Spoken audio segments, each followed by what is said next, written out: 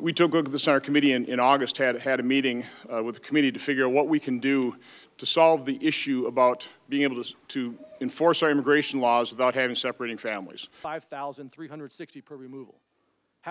What we've really created here for Customs and Border Patrol, for ICE, for our law enforcement community is they have two options when it comes to dealing with people coming to this country illegally as a family unit, and both of them are bad. You know, we either have to enforce the law and then force to separate parents from children, and nobody wants that to happen. Okay, that's no longer the policy, or revert to the Obama-era policy, which is what we're under right now, which is we apprehend these families, we can't hold them, we can't really determine parentage, and we release them into the interior at very low removal rates for those that don't have valid asylum claims. So we have to deal with the shortage of immigration judges. We have to deal with the inefficiency in the system and how long it's taking to have these claims heard. That doesn't mean we should shortchange people on their claims. We should give them adequate opportunity to have their claims heard. But the fact that we are unwilling, we're willing to build more beds, but we're not willing to even hire the number of judges that have been funded.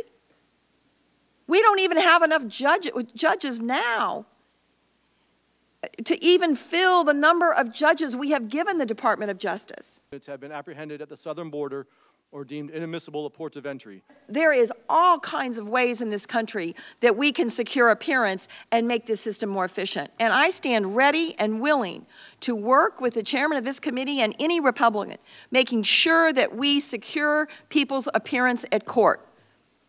But we don't have to separate their families, and we don't have to, for the first time in our country's history, go on a building program of family prisons. That is not the right answer. Before this committee will be the truth, the whole truth, and nothing but the truth, so help you God. Please be seated. If we know monitoring gets them to court, and if the problem is after they know they're not going to get asylum, they no longer show up, it seems to me that we need to focus monitoring at that place. Now let me continue. Well, but if I could answer that question, that's when those individuals will abscond, whether if they had a bracelet on, as we've seen with many individuals now, especially those family units, they will cut those bracelets. But the majority of them are not even getting those bracelets once that they have been denied asylum. The vast majority aren't even getting bracelets. Nobody's paying attention to them. No, ma'am, we have a contractor that does a significant amount of work tracking these cases and monitoring them. As GAO just indicated, our metrics are very good with regard to how we track these cases, how we're able to monitor them. I think you do, but not after the asylum has been denied. Increasingly difficult for ICE to carry out its mission. Is there any reason in the law that you could not organize asylum hearings around country of origin?